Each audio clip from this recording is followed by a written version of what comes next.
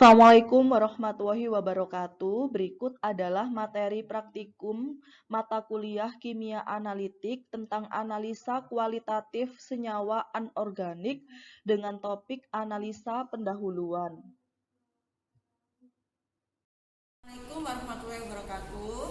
Pada kesempatan kali ini saya akan menjelaskan tentang uji pendahuluan, yaitu uji organoleptis dari beberapa senyawa kimia. Nah, uji pendahuluan ini yang pertama kita lihat dari bentuk, warna, dan bau. Nah, misalkan di sini kita punya beberapa sampel, ya. Di sini silakan dilihat. Ini kita lihat ada beberapa sampel. Nah, dari luar kita terlihat yang paling terlihat pertama adalah warna, perbedaan warna.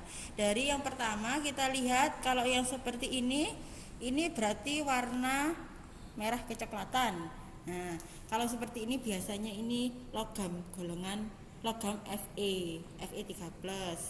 Nah, untuk yang biru ini namanya biru muda ya, warna biru muda, perkiraannya biasanya Cu. Nah, kalau yang ini warna hijau, ini perkiraannya, dugaannya adalah Ni plus. Dan sedangkan ini berarti kita lihat ini adalah warna putih. Saya buka ya. Nah, ini tidak kelihatan ya. Nah, ini warna putih.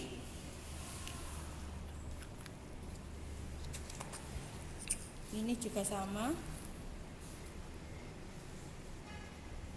Tak kelihatan warna putih. Ini. Yang lainnya juga sama, dilihat dari warna. Nah, kalau sudah terlihat dari warna, silakan ditulis di tabel pengamatan warnanya apa sesuai dengan sampel yang diperoleh. Selanjutnya dilihat dari bentuknya. Nah, bentuk zat itu kan ada bermacam-macam. Nah, di sini kita lihat yang pertama, nah ini bentuknya berarti dia padatan meleleh. Jadi ada padatan kristal, ada padatan meleleh. Kalau yang seperti ini kan terlihat meleleh, maka ditulis padatan meleleh. Gitu. Ya, jadi ini warnanya warna merah kecoklatan, bentuknya padatan meleleh. Dan kalau kita bau, cara membaunya, jadi nggak boleh membau langsung ya. Kalau dalam kimia itu dibaunya seperti ini. Jadi tangan kanan ini diletakkan di atas ya. Dibau seperti ini, diarahkan ke hidung. Jadi nggak boleh langsung membau gini, karena itu berbahaya.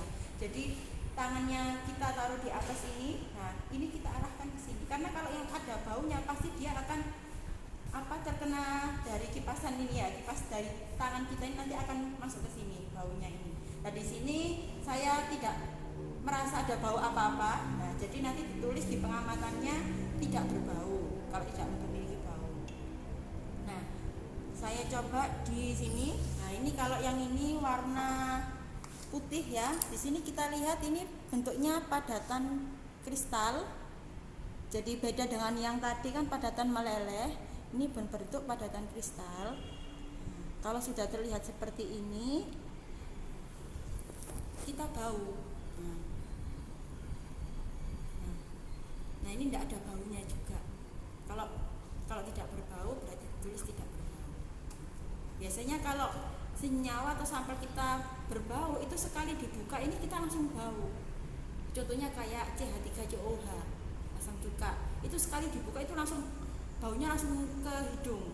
Jadi nggak perlu kita gini kan itu sudah bau gitu. Tapi kelemahannya kalau yang kita sudah paham kalau sampel kita berbau langsung ditutup saja ini, karena nanti lama kelamaan bau itu akan menghilang gitu. Kalau misalkan lakukan uji bau di lab yang berbau, misalkan yang memang di sekitarnya itu kurang bersih, maka sebaiknya kita melakukan uji bau ini di luar lab tersebut. Jadi keluar dulu mencari suasana yang tenang dan tidak berbau, terutama itu. Jadi kita bisa fokus dalam melihat baunya.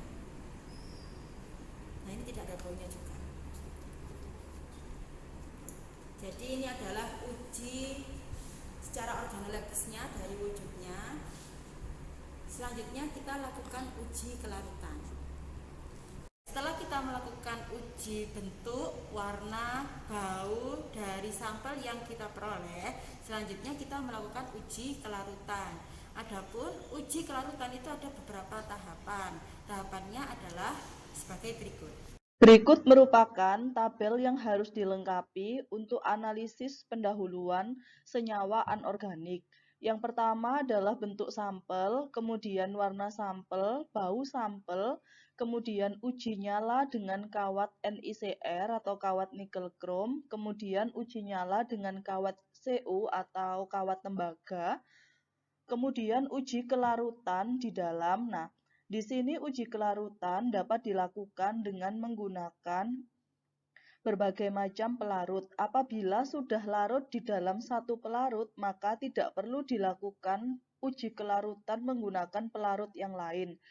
Jadi misalkan sudah larut di dalam aqueous dingin, maka pada kolom aqueous dingin cukup ditulis larut. Kemudian untuk pelarut yang lain tidak perlu dilakukan. Apabila pada pelarut aqueous dingin tidak larut, maka dapat dilarutkan menggunakan aqueous panas. Kemudian apabila aqueous panas tidak larut, maka sampel dapat dilakukan menggunakan HCl encer dingin. Selanjutnya, apabila HCl encer dingin masih tetap tidak larut, maka dapat dilarutkan menggunakan HCl encer panas. Kemudian HCl encer panas tidak larut, maka dilarutkan menggunakan HCl pekat dingin. Selanjutnya, sampai HCl pekat dingin pun tidak larut, maka dilarutkan menggunakan HCl pekat panas. Nah, apabila menggunakan HCl masih tidak larut, maka dapat dilarutkan menggunakan HNO3 encer dingin. Jika HNO3 encer dingin tidak larut, maka dilanjutkan melarutkan menggunakan HNO3 encer panas.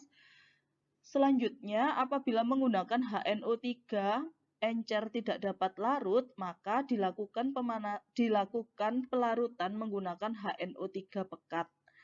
Selanjutnya, apabila HNO3 pekat tidak larut, maka dilakukan pelarutan menggunakan air raja atau aqua regia.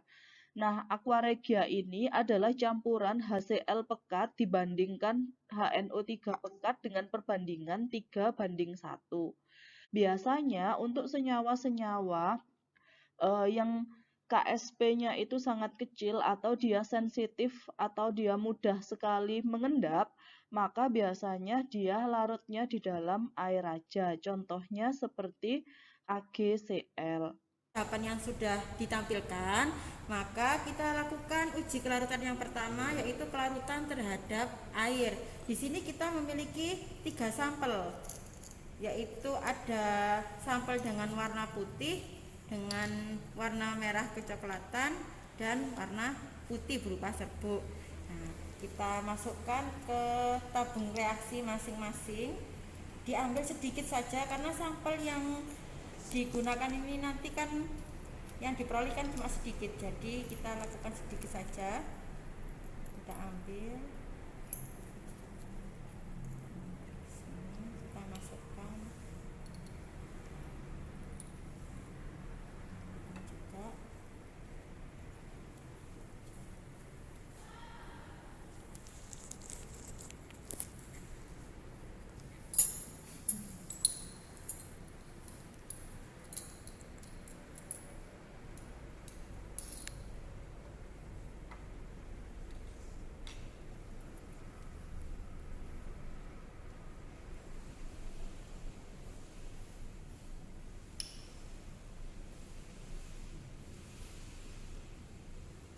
Jangan lupa setelah mengambil langsung ditutup sehingga tidak terjadi kontaminasi. Jadi setiap melakukan pengambilan sampel langsung ditutup. Nah, dan disampingkan. Di sini yang pertama, uji kelarutan yang pertama adalah kita lakukan uji kelarutan terhadap air. Nah, aquades, di sini kita gunakan aquades secukupnya. Sini dikocok terlebih dahulu.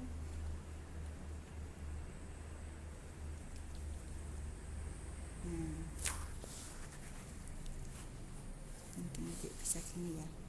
terlihat ya ini. Nah, dilihat padatannya larut apa tidak. Kalau sudah terlihat larut berarti sampel yang pertama ini larut air, jadi tidak perlu kita lanjutkan ke tahapan selanjutnya gitu. Selanjutnya ini adalah sampel yang berwarna. Saya lakukan penambahan air. Penambahan airnya ini cukup dikira-kira saja ya.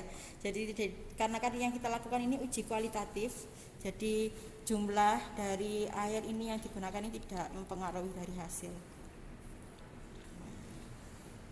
Di sini tambahkan lagi.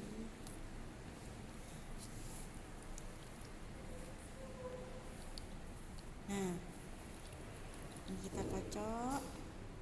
Nah, ternyata setelah dikocok ini terlihat warna ini ada beberapa yang larut dan ada beberapa yang tidak larut di sini. Nah, di sini ya. Ada yang larut tapi ada yang tidak larut meskipun sudah kita kocok dengan sangat keras ya. Artinya ini perlu dilakukan ke tahapan selanjutnya, yaitu ke tahapan kelarutan dalam air panas.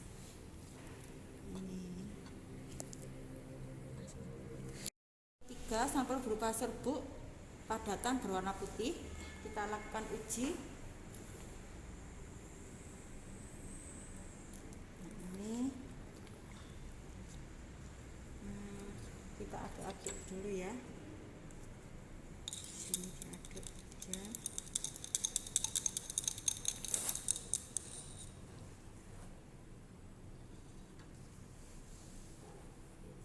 Ini kita lihat. Kalau seperti ini sebenarnya terlihat, kalau saya melihat ini masih ada serbuk-serbuk butiran-butiran yang melayang-layang ini di airnya ini ya. Nah, kalau seperti ini belum bisa dikatakan larut. Jadi kita perlu ke tahapan selanjutnya, yaitu kelarutan dalam air panas. Selanjutnya untuk uji kelarutan adalah uji kelarutan terhadap air panas. Nah, untuk air panas ini kita panaskan dalam water bath atau perangas air. Jadi sebelumnya nanti sudah disiapkan air yang sudah dipanaskan, jadi kita masukkan. Jadi kita lihat ini masih ada endapannya ya. Ini masih ada endapannya, terlihat? Ya, masih ada endapan ya di bawahnya ini. Oke, terlihat. Ini kita masukkan di sini.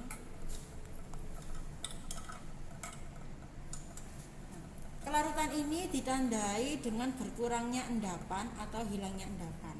Setelah dipanaskan dalam air panas, dalam penangas, nah bisa kita lihat ada perbedaan. Yang ini yang asal mulanya ada endapan, di sini endapannya sudah larut. Artinya senyawa ini larut dalam air panas, senyawa yang berwarna ini. Sedangkan senyawa sampel yang ini, yang warna putih serbuk putih tadi, ini masih ada endapan di sini. Artinya sampel ini tidak larut air panas, sehingga perlu kita lakukan uji kelarutan ke tahap selanjutnya, yaitu dengan HCl encer. Ini sudah kita lakukan uji kelarutan ya terhadap air panas, ini kan tidak larut, maka ini tidak boleh ditambahi langsung dengan HCl, tapi kita gunakan sampel baru lagi.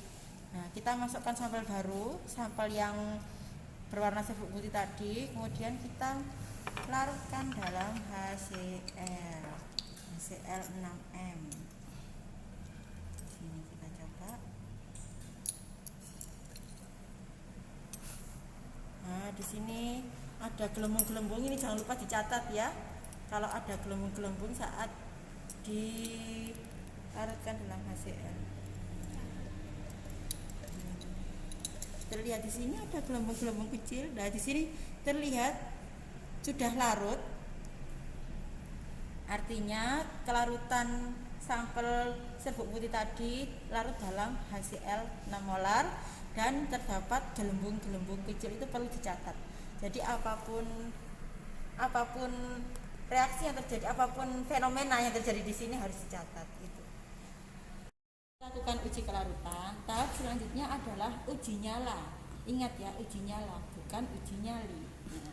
Uji nyala ini tahap pertama adalah ini kita ada jarum Ose atau nama lainnya kawat nikel krom. Nah, fungsinya ini kalau di praktikum kimia analitik, fungsi dari jarum Ose bulat ini digunakan untuk uji nyala.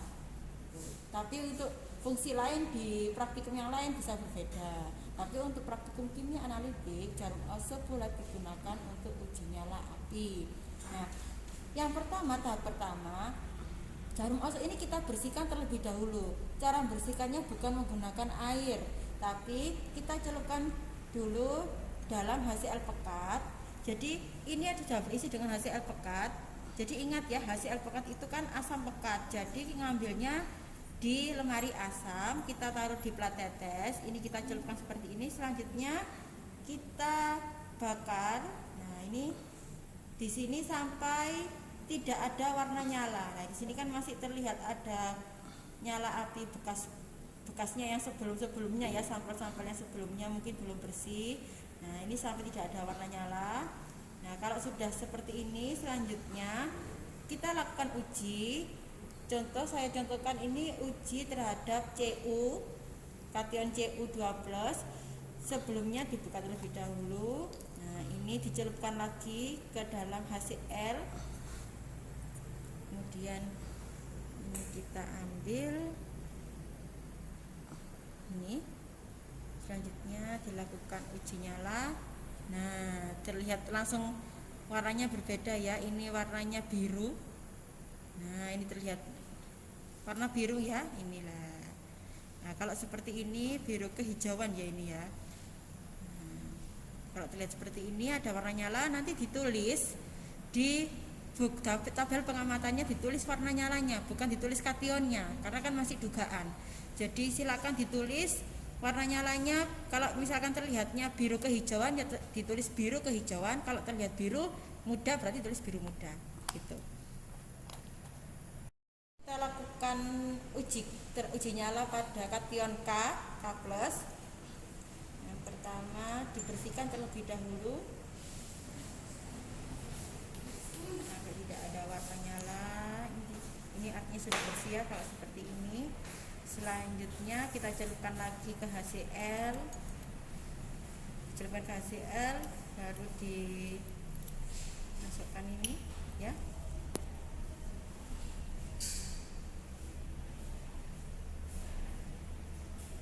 Nah, di sini kita lihat ini sebenarnya ada perubahan warna ungu. Harusnya ini K ini warnanya ungu. Nah, ini terlihat di sekitar ini sudah terlihat warna ungu ini. Masih terlihat ini ada warna ungunya ya.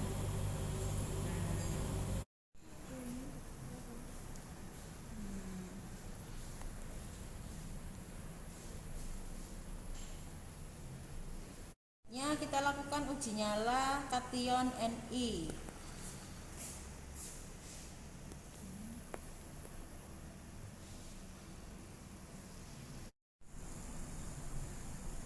Ini adalah uji nyala dari Ni. Jadi ini warnanya hijau. Kita uji coba pada uji nyala kation Na. Jadi kalau kation Na ini seharusnya warnanya nanti kuningnya intens. Nah, ini langsung berubah, apinya langsung berubah menjadi warna kuning. Nah, atau warna jingga ya ini ya, terlihat berbeda kan.